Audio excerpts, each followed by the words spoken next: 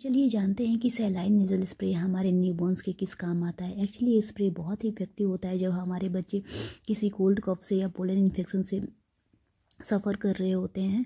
इसको हमें दिन में 2 से 3 बार यूज करना चाहिए। एक बार में हमें 2 ड्रॉप ही नेजल पैसेज में डालना चाहिए और इसको डालने से पहले हमें ये ज़रूर मेक श्योर करना चाहिए कि इसकी मैन्युफैक्चरिंग क्या है, ये किस कंपनी से बना हुआ है, क्या वो वैलिड है या नहीं, या इसका मैन्युफैक्चरिंग और एक्सपायरी डेट लाई तो कर रहा है अभी जब हम इसको यूज कर रहे हैं।